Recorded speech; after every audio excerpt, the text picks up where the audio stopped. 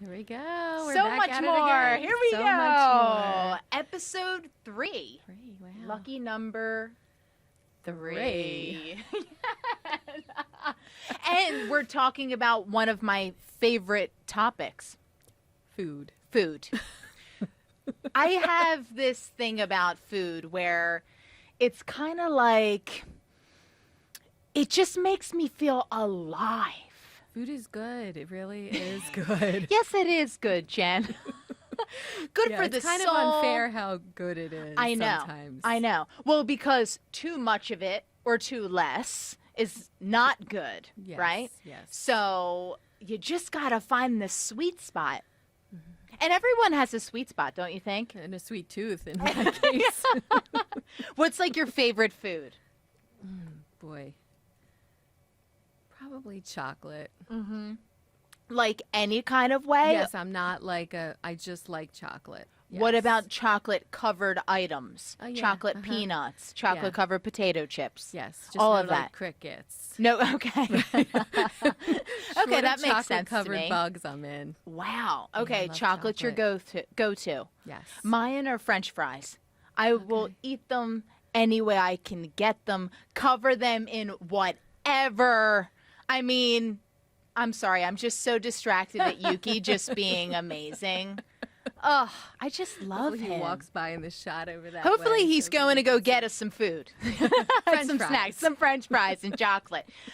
So we have a really fun episode today. Again, you are listening and watching So Much More, where Jen has been a producer here for years. I've only been here for a short amount of time as a feature reporter, but we're trying to bring you more of the story that you saw the other night, which was Erin Lives Whole. And you learned about Erin, who is this incredible food blogger out of Fishtown. She's actually originally from Lansdale, PA, which was really cool to learn. And she grew up having an American diet. She would eat her veggies and stuff like that, but she would have some TV dinners and so on. But She eventually... did mention they weren't allowed to eat chocolate for breakfast. Oh, really? They weren't allowed to eat chocolate? That was about the only diet stipulation. The in her only house. thing. Right. Well, it was interesting because growing up like that, I mean, I grew up like that. Yeah. I mean, there was no such thing as clean eating or Right. just. It was whatever mom cooked for dinner. There Yes. was almost always a dessert after. Right. It might have been just diced apples or something Right. with cinnamon and. And do you remember really back in the day hearing about paleo and gluten-free and all of these No. different restrictions? No. Like when I was growing up, this is what you had. Some days we had egg salad for dinner. Some days you had breakfast for dinner. Some days breakfast you for would have dinner. the roast and the potatoes is what Yes. you'd have for dinner. There was no restrictions No. or guidelines. I mean, when did the food pyramid come out? Well, that's been around a while, but Maybe I just hadn't noticed. I don't think my family strictly adhered to that. So, I mean, There was Erin- meat. There was a carbs, more than one usually. Okay. Vegetable. but it was kind of balanced, right? It was pretty balanced. You're yeah, meat and yeah. two veg kind of Right, deal. right. But I think the American diet that Erin has grown up with is similar to both you and Right, I, right. where it's like, yeah, we're eating the pizza on Fridays. We're eating meat and vegetables and more vegetables if we can or if we want. Right. I feel like the American diet is like, Whatever in the mood for. right. We could use some polishing up. Probably, yeah. But, Erin noticed her diet the most when she was in college. Right. And eventually she started working out more and losing weight and then getting compliments on the way that she looked. Ultimately, this led to Erin. She was saying the one thing that really stuck out in her story was that she was saying she found something that was certain at a very uncertain time in her life. right. So she was in college, didn't really have a direction of where she was going, but her diet was the one thing that she could control. Right. So she found that certain thing she could control. And eventually it just became too controlling.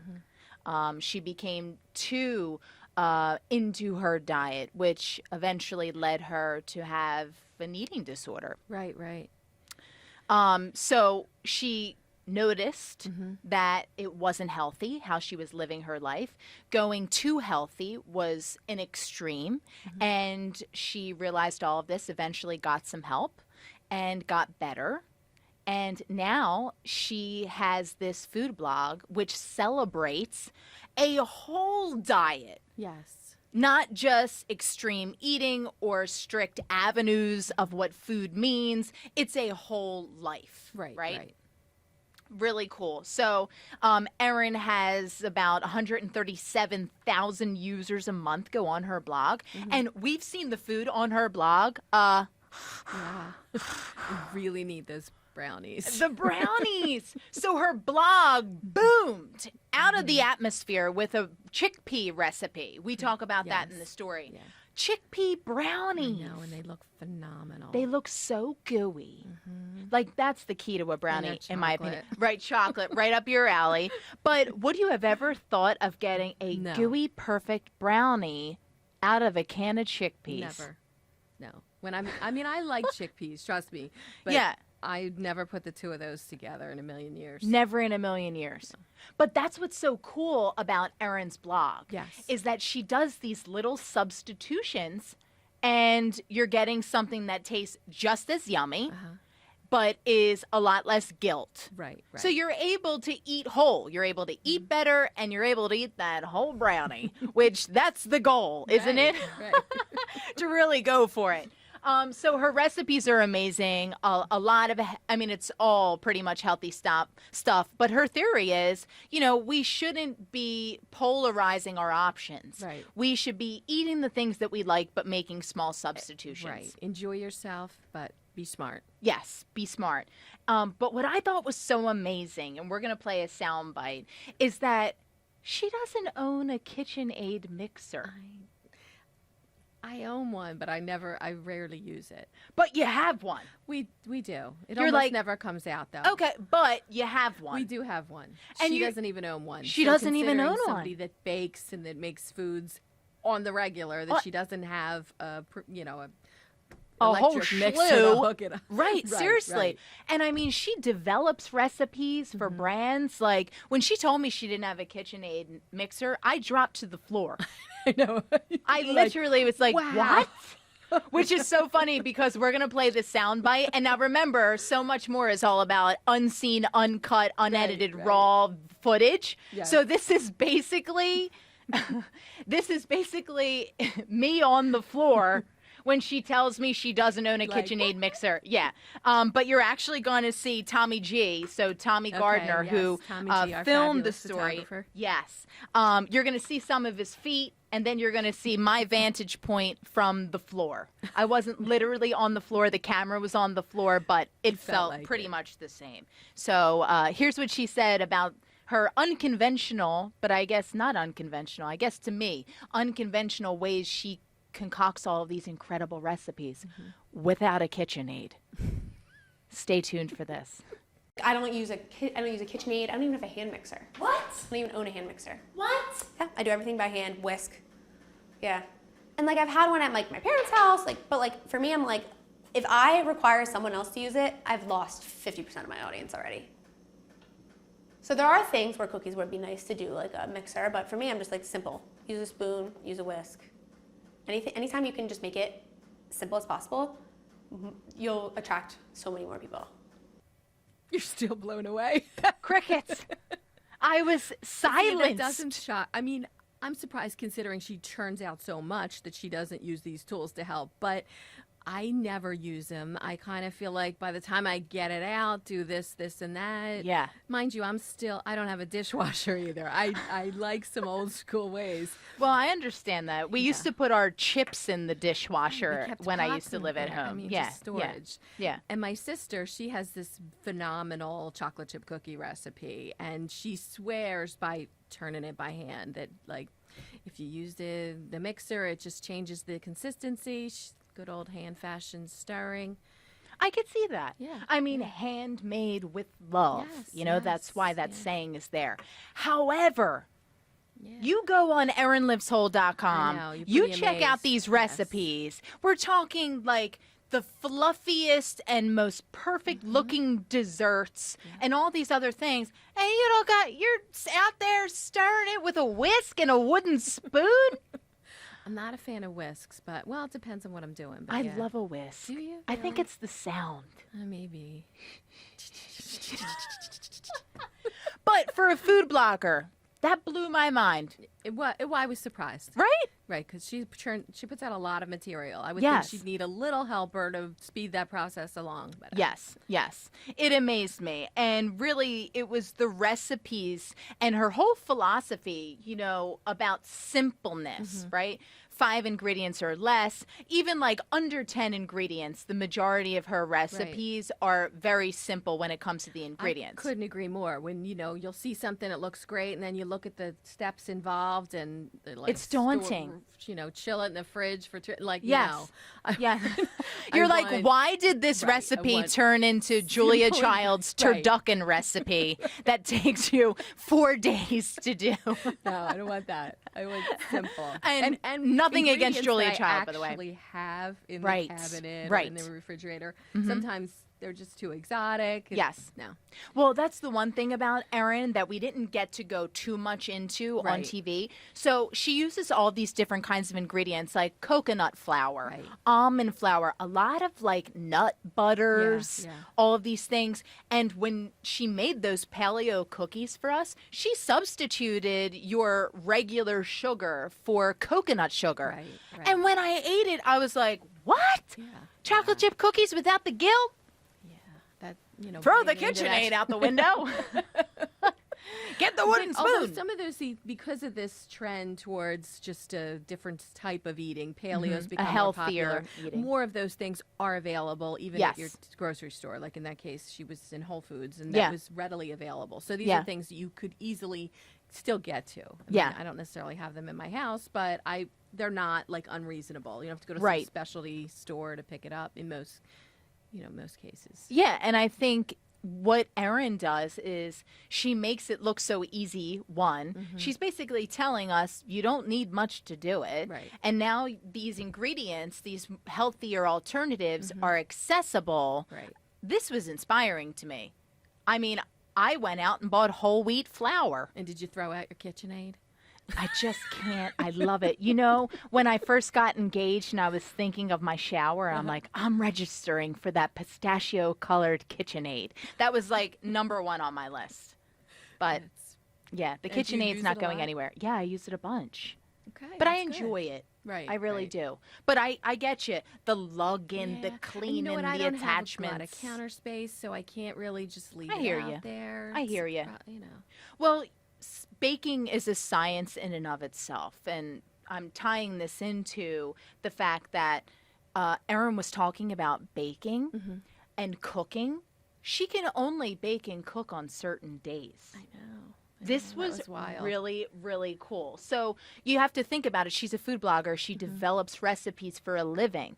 But if there's a tornado in the area. Well, it's not just about the recipe so much as it is the photos of the recipe. Well, that's right. Oh, that's true. That's Right, true.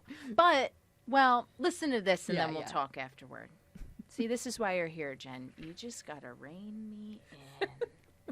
And I plan my recipe days based on the weather. So if it's gonna be a really bright sunny day, I'm not gonna be in the kitchen that day. And that's because the blue hue from the sun makes my photos very ugly or blue. Wow. So any days that I see that's gonna be cloudy, that's my favorite day. So I get in the kitchen early in the morning and I try to make 2 recipes so that I can shoot them in the afternoon. So that when it's like I have a good window frame between 1 and 3 to do all the shooting. So she's got to really, pay close attention to Kate Bilo. The forecast and Kate Bilo. Right. Yes. Wow. I mean, And what does she do when you've one of those stretch of beautiful? Most of us are like, yeah. She's like, oh no, sun every day. she's like, the sun's out again. We're all like, hello, world. Come on, get happy. We're out there. And she's like, this is crap. Right. What am I supposed to do with this? Totally slows down her Yeah. productivity. So, clarification, Jen, thank you. You're A lot welcome. of her baking and cooking is dependent on the weather, not as a result of how the weather interacts with her ingredients, Right. but more so it interferes with her business. Yes. Because she takes all of her own photos for the blog. And she wants them when they're fresh, like just out of the oven. Yeah. So it's not like she could make it today and then have it sit around and snap pictures Right. tomorrow. So Right. all the cooking days have to also be good photo days. Yes. And also, we know this from having the job that we do. When we're on these shoots, natural lighting is a big thing. So if you don't have perfect weather, and perfect weather for photography is usually when it's more controlled. Right. So if there's too much sun, it makes things too hot, too brightly The light lit. will bounce off of certain areas and it's overpowering in this spot and in this spot. So you Yes. want flat light. So something like a cloudy day is actually Perfect. great for taking photos. but- She's hoping for cloudy with a chance of meatballs. Yes. Because that's when she can photograph her meatballs perfectly. But really Although I bet interesting. under even bad lighting, they would still look good. I mean, if food looks yum. Yeah. But you know what's cool? It's like her whole aesthetic. Like her whole aesthetic is very natural. Yes. Right? So she wants to photograph things in their natural light just as they are. Because if something is too hot, too bright, too Right. this, too that, that's not really What it what, looks like, what it right. looks like. Yeah. So it's great because she really stays true to her brand Yeah. and herself and giving us the whole picture, Yes. which leads us into Erin's whole story. So we mentioned that Erin is a food blogger who now has a better relationship with food, but at one point didn't have such a great Right, relationship with food. And I think all of us in some way are aware of our relationship with food, Right, or at right. least we know what works for us, what doesn't work Yeah, for yeah. us, what we should do, what we shouldn't do. Right. Right. So I want to just play this soundbite about Erin when she realized that she was in college and she realized that she needed help. So she went out and got help. So this is a little bit of Erin talking about her journey with her eating disorder, once realizing like, hey, this isn't sustainable. Right. And then I was there for like a month, and then basically they had just said that I needed more help. So I went to inpatient, which is on Ridge Avenue. And I was there for like 3.5 weeks. And then I worked for the next like 6 months, basically with outpatient therapists. And then I saw a therapist for like 2 more years, basically. And I basically I knew that I couldn't live my life like that. And I want to have kids and family, and all those things matter to me. And so I put in the work. And now I honestly, like, it's actually incredible. I see a lot of girls who go through this and they struggle for long periods of time. And like, of course I have moments where I'm like, oh, I'm not super happy about the way I look, or I'm not super happy. But then I'm like, my life is exponentially better now. I love that. It's, I love that exponentially better. It really makes you feel how transformative the process was for her. And she shares her whole story Right. on her blog. And that's great that she puts that out there because, again, so many other people are dealing with challenges, maybe a different kind, but relationship with food causes a lot of distress in people's lives. There's women everywhere that are either on a diet or, well, mostly every woman is on Mostly a diet. everybody, yeah. I mean, in my circle, some point or another, somebody's Yes. trying to lose weight. Yes. And, Yes. and that's so pervasive in our culture, just that need. And so then it was fueled when people were, as you mentioned, complimenting her. She's like, yeah. oh, I'm doing the right thing. But it's easy to get caught in that trap of needing to be thinner and thinner Right. and thinner. But she's totally just revamped the way she sees food, the value of it, and maintains that balance of trying to eat some really healthy stuff. Even when it doesn't look so good, it's still probably healthier. Right. And also she'll go out to eat an Italian dinner. Like Yeah. she keeps a really good balance. She does. And I think what's important to note is that when we talk about these influencers, a lot of people are like, oh, well, look at them just posting pictures of this beautiful food. Like, that's what she eats every day, blah, blah, blah. Like, it's got a little bit of a negative connotation. Totally, yeah. But if you really dive deeper into the blog and get to know what she's doing, her influence is a very healthy lifestyle for a average person. Right. And bringing the awareness to the fact that, you know, these photos may look perfect, but no one's journey with food may be perfect. Right. No one's diet is perfect. We all have our good days and bad days, or we've had our struggles, and like Erin has come out on the other side. But like, as she said, she still has her not so great days. Yeah. And it's very human. Sometimes I feel like even when people watch me on Taste with Tori, I'm sure people are like, what is her relationship with food like? You just love it. That's all there is I just to love it, but it's also like I have to tell people I don't eat like that all the time. Right. Could you imagine? No.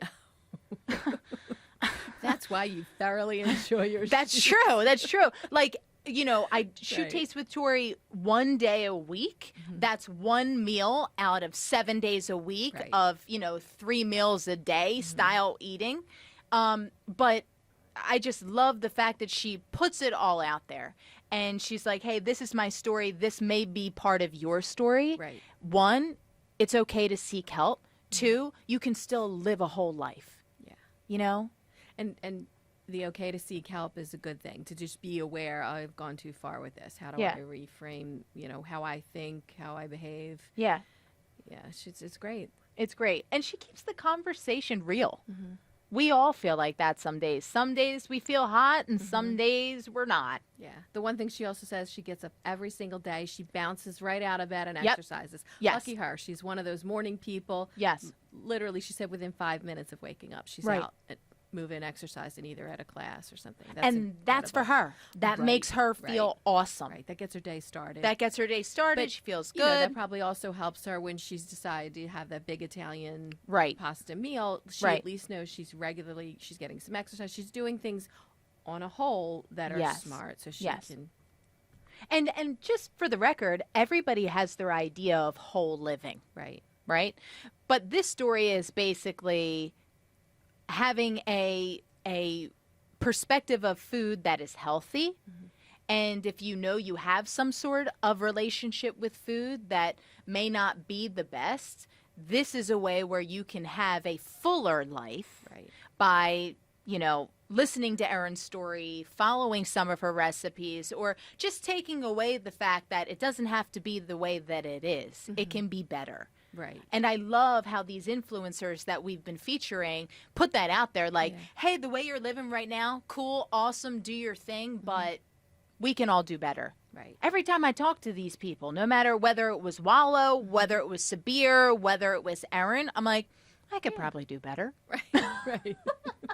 Yeah, absolutely. Right? Yes. Yes. It's They're just very, so cool. So beyond whatever there's so far, there's 3 things.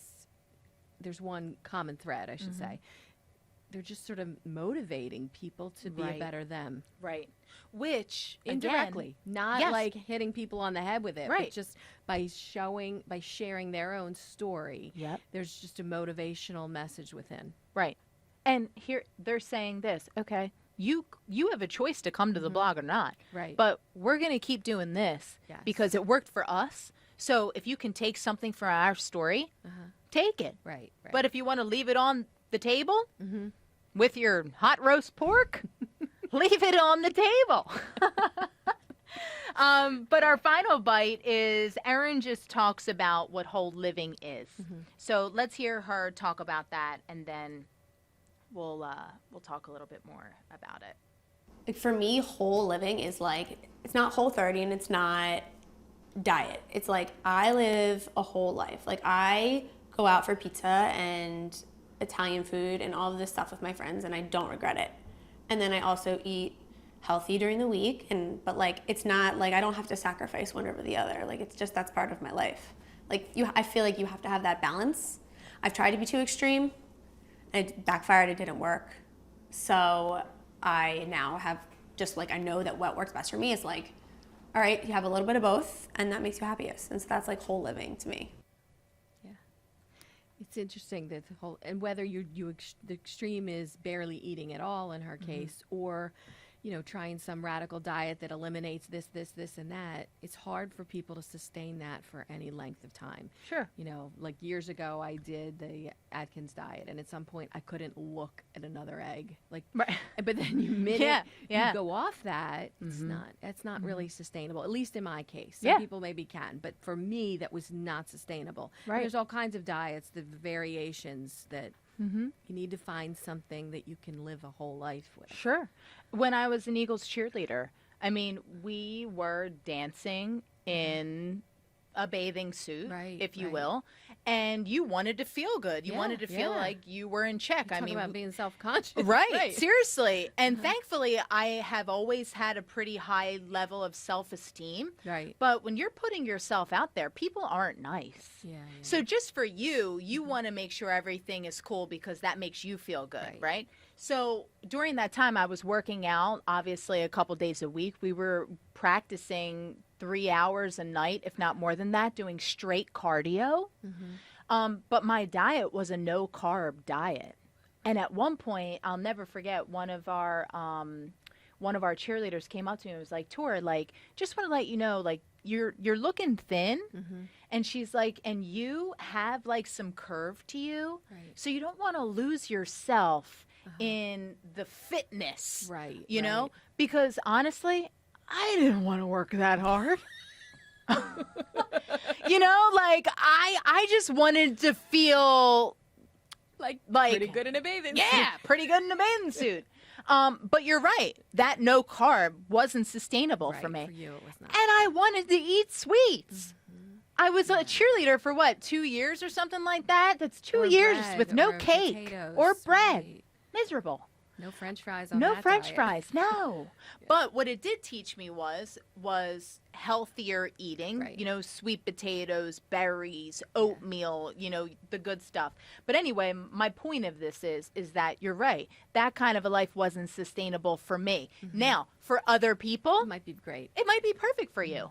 But for me personally, I couldn't live that kind of lifestyle. And I think that's what's so great about Erin's message is that she's defining what her whole living looks like, Right. sharing it with the world for then the world to interpret what their own theory of whole living is like. Right, right. So I just really loved her whole messaging. And I'm glad that we're talking a whole lot more about it all. So much more. So much more. So much more. And just to mention to our viewers, in the beginning when we got to see Tommy's feet, Yeah. you could probably see why that might have made the cutting room floor. Right.